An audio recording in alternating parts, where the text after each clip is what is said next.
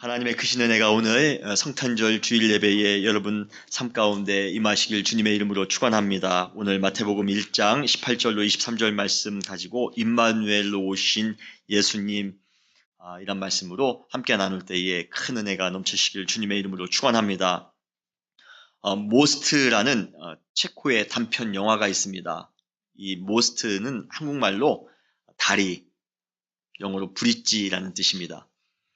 철도 다리에서 근무하는 아빠와 넉넉지 않은 가정 환경에도 불구하고 항상 밝게 사는 이 아들의 이야기입니다. 그러나 어느 날 철도 다리가 올라간 그 틈에 다리가 배가 오면 이렇게 올라가고 배가 다 지나가면 이렇게 내려오는 그러한 다리입니다. 다리가 올라간 틈으로 아이가 떨어지게 됩니다. 설상가상으로 가까이에 기차가 들어오고 있습니다.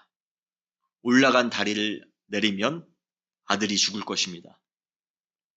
아들을 위해 다리를 내리지 않는다면 철도 안에 수많은 사람들이 죽거나 다칠 것이 분명합니다. 이 상황에서 모든 열쇠는 그 아빠가 지고 있습니다. 그 아빠는 수초 동안 애를 끓이다가 결국은 다리를 내리는 것을 택합니다. 기차 안에 수많은 사람들은 살았지만 안타깝게도 그 아들은 죽습니다. 기차가 다리를 지나가는 동안 아무 일 없다는 듯 평안해 보이는 기차 안 사람들의 그 표정과 발을 구르며 가슴을 치면서 통곡하는 그 아버지의 장면이 가슴 아프게 대조됩니다. 우리 한번 같이 보실까요? Za hodinu pojede vlak, jo. Za 30 minut pro tebe přijdu a půjdeme nahoru a budeme pouštět šoupat. Položíme most, no, mostem položíme most, jo? Jo! 30 minut sedět. 이 세상 가장 아름다운 순종의 눈물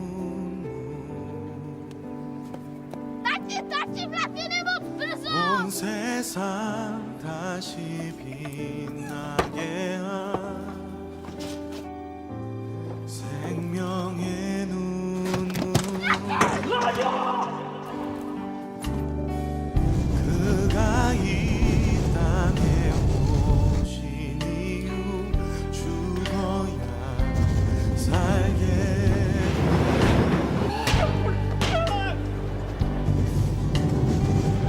저야만 승리하는 놀랍고 영원한 신비 지으신 그대로 회복시킨 우리의 창조주 그리스도 십자가의 길로 아버지 뜻 이루셨네 그가 이 땅에 오신 이유 이제 우리에게 나뉘어진 그 소망 그 사랑 하나님 우리에게 보이신 그 생명 그 십자가의 놀라운 은혜 앞에 우리가 있습니다. 우리가 아버지의 사랑을 알길 원합니다. 그 안에 반응하길 원합니다. 우리가 이 땅에 살아가 지으신 그대로 회복시킨 지으신 그대로 회복시킨 우리의 창조주 그리스도 십자가 아버지의 뜻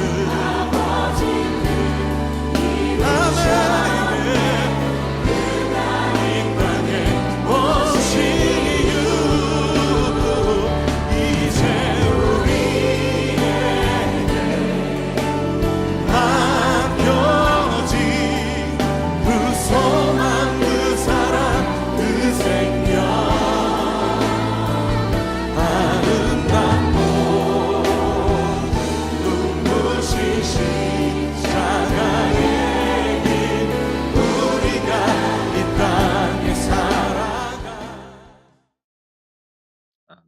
누구만 봐도 감동적입니다.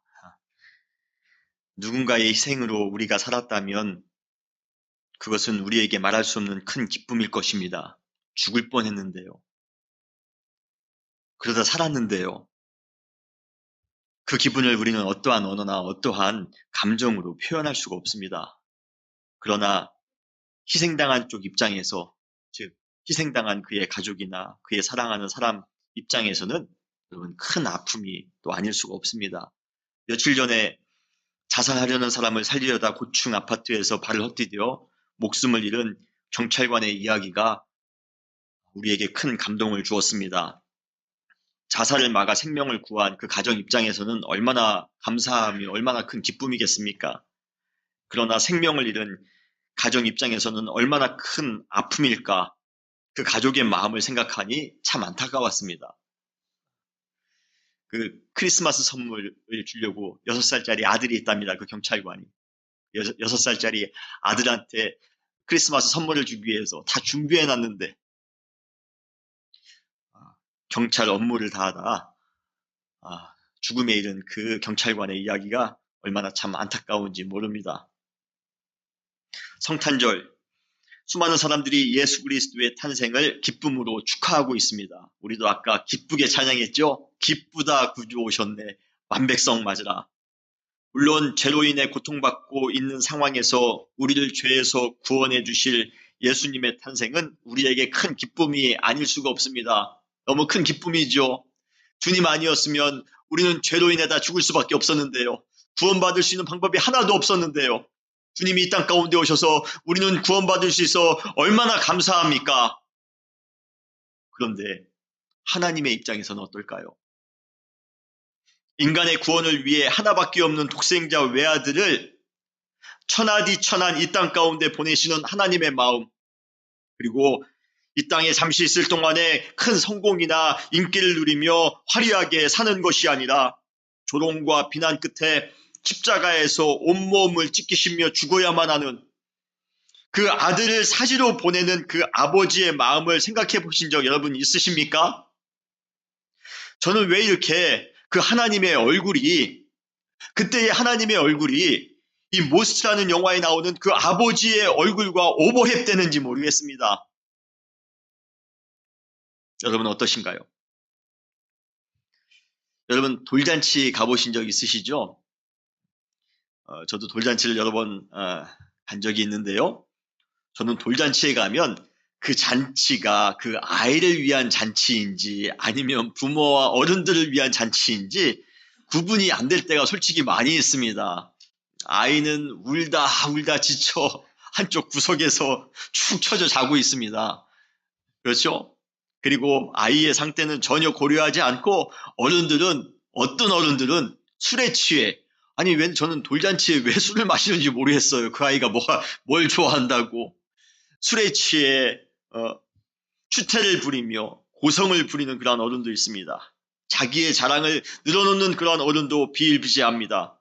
생일을 맞은 아이에 대한 축하와 축복은 뒷전이고 어른들은 자신들의 감정에만 충실한 그러한 아주 희귀한 생일 파티, 가끔 우리는 왜 그러한 돌잔치를 해야 하나 생각이 들곤 합니다. 그런데 이런 생일 파티가 매년 예수님의 생일 때도 되풀이되고 있습니다. 생일의 주인공인 예수님은 어디에도 찾아볼 수가 없습니다. 화려한 불빛은 얼마나 많이 있는지 몰라요. 번쩍번쩍합니다. 여러분 어느 동네에는 아주 막 장식을 잘 해놓은 그러한 동네도 있습니다. 백화점이나 그러한 곳에 가면 얼마나 화려하게 불빛을 해놓습니까? 시끄럽게 울려 퍼지는 캐롤송, 멋있게 포장된 선물 꾸러미들, 앉을 자리 없이 가득한 고급 레스토랑, 사람들로 북적이는 쇼핑몰, 흥에 겨워 흥청망청하는 사람들이 도처에 널려 있습니다. 그런데 그 어디에도 그 생일의 당사자인 예수님은 없습니다. 어떤 사람은 감정에 취하고 어떤 사람은 술에 취하고 어떠한 사람은 운에 취합니다. 운명에 취합니다. 그러나 그러한 모든 것들이 다 예수님 때문이 아니라 오로지 자기 자신 때문입니다. 올해의 크리스마스에 우리는 정말로 주인공이신 예수 그리스도만 송축할 준비가 되어 계십니까? 아니면 세속적인 성탄의 분위기에 편승해 생일의 주인공 그 예수님과는 아무런 상관이 없는 나만을 위한 크리스마스를 혹시 보내고 계시지는 않습니까? 크리스마스를 가장 가치 있게 보내는 방법은 그날의 주인공 대신 예수 그리스도 그분에게만 집중하는 것입니다. 돌잔치를 우리가 잘하기 위해서는 그 아이에게만 집중해야 됩니다. 마찬가지로 오늘이 주님께서 탄생한 그러한 성탄절이라면, 크리스마스라면 우리는 세상의 화려한 불빛에 도취되는 것이 아니라 세상의 그러한 시끄러운 그러한 캐롤 소리에 우리가 흥이 넘치는 것이 아니라 예수 그리스도 그분에게만 집중하시는 여러분 되시기를 주님의 이름으로 축원합니다. 그분이 오신 이유가 무엇일까에 집중하시기 바랍니다. 그분의 삶에 집중하시기 바랍니다. 그분의 가르침에 집중하시기 바랍니다. 여러분들은 과연 또한 크리스마스를 보내고 계십니까? 아니면 세상 사람들과 똑같은 그러한 크리스마스를 보내고 계십니까? 저는 아이들이 참 이런 표현 그렇지만 좀 웃겨요. 자기네 생일도 아닌데 크리스마스 때 선물 안 준다고 얼마나 떼기장을 쓰는지 몰라요. 내 생일 때 알아서 내가 너희 생일 때 줄 테니까 오늘은 예수님의 생일이니까 왜 선물을 기대해? 저도 그러면서 우리 아이들한테 내 선물 없어 그랬네요 오늘. 예. 세상에는 의심이 많은 사람들이 참 많이 있습니다. 그들은 사사건건 의심하는 내용들이 많이 있어요. 사사건건 의심합니다. 그 중에서도 기독교와 관련된 것이 상당수가 있는데 그중 대표적인 것은 크리스마스 날이 정말로 예수님께서 탄생하신 날인가 하는 그러한 의문을 갖습니다. 정말 예수님이 12월 25일 날 태어나신 거 맞아?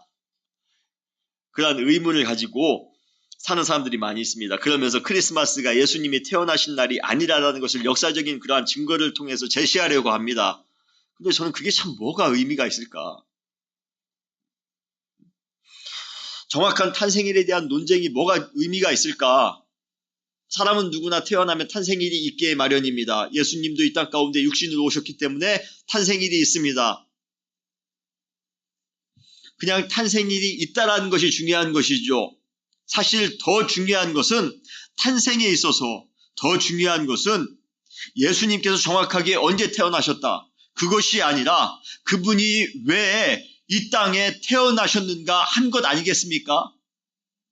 알렉산더 대왕이 언제 태어났다. 그게 뭐가 중요합니까? 이순신 장군이 언제 태어났다. 그것이 뭐가 중요합니까? 이순신 장군이 이 땅에 태어나서 무슨 일을 했는가? 알렉산더 대왕이 이 땅 가운데 태어나서 무슨 일을 했는가? 그것이 더 중요하지 않습니까?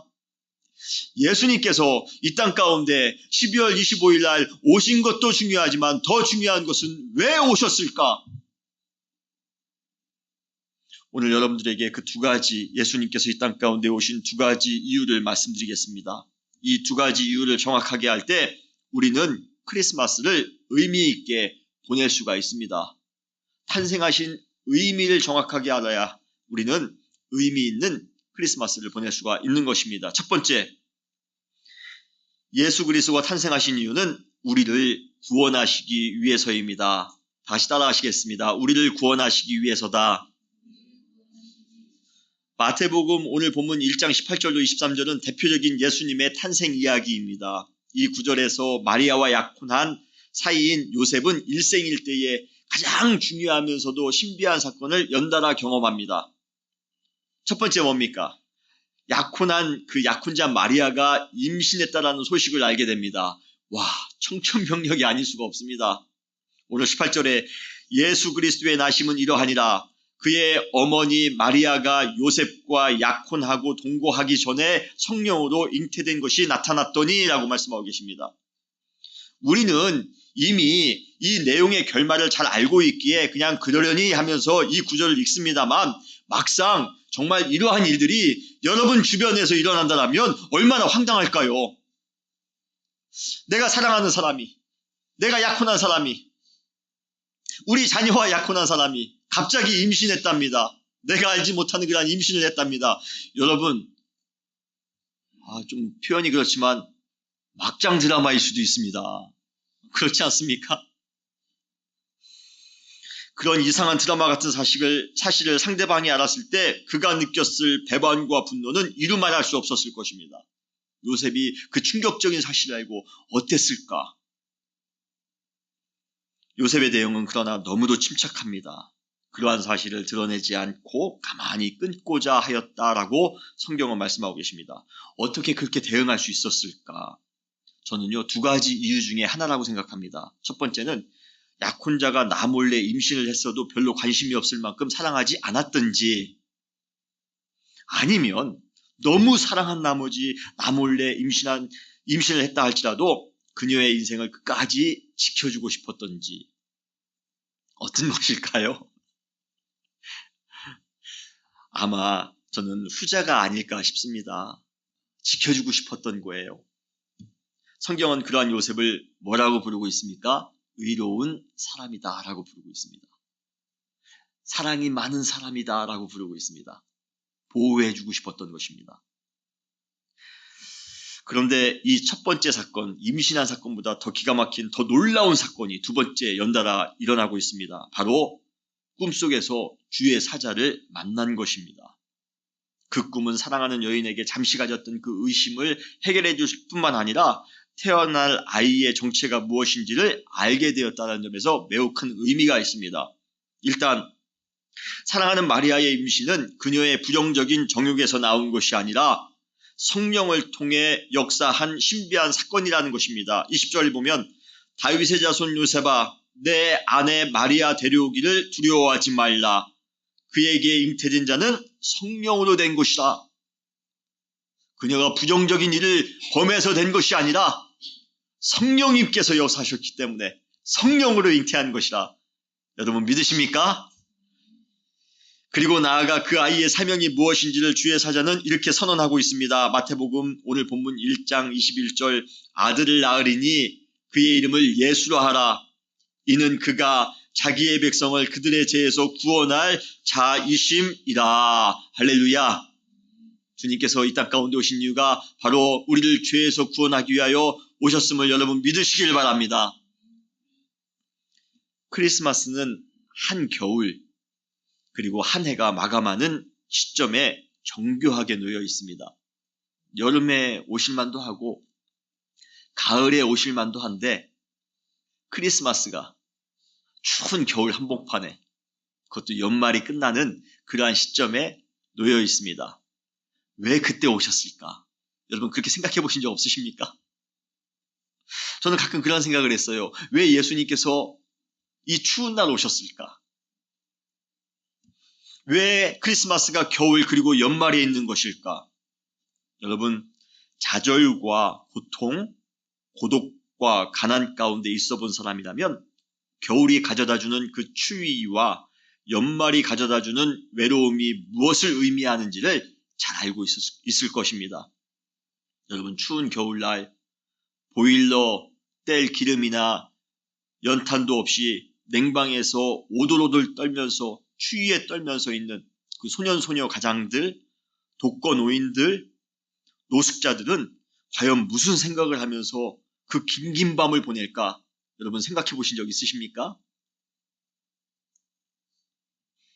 올해 사업에 크게 실패한 사업가나 연말이 되었는데도 불구하고 큰 실적이 없이 한 해를 마감해야 하는 샐러리맨, 적자로 허덕이는 자영업자들에게 아무런 가망성 없는, 아니면 올해보다도 더 괴물 같을 새해를 맞이해야만 하는 그러한 불안감, 여러분 그러한 불안감이 어떠한 것인지 여러분 생각해 보신 적 있으세요?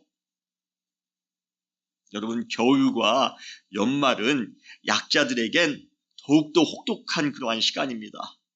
오직 하늘의 구원만을 바라볼 수밖에 없는 그러한 기가 막힌 시간이 바로 겨울이며 연말입니다. 크리스마스입니다. 그런데 예수님께서 오신 이유는 뭡니까? 바로 그들을 구원하시기 위해서입니다. 추위 가운데 고통받는 사람들, 외로움 가운데 고통받고 있는 사람들, 약자들, 눈물 흘리는 사람들, 집이 없는 사람들, 직장이 없는 사람들, 마음이 공허한 사람들, 마음에 상처가 있는 사람들, 이 추운 날, 이 연말 어떻게 보내야 될까 두렵고 떨림으로 보내고 있는 그러한 사람들, 여러분 그러한 사람들을 구원하기 위하여 이 땅 가운데 주님이 오셨음을 믿으시기를 주님의 이름으로 축원합니다.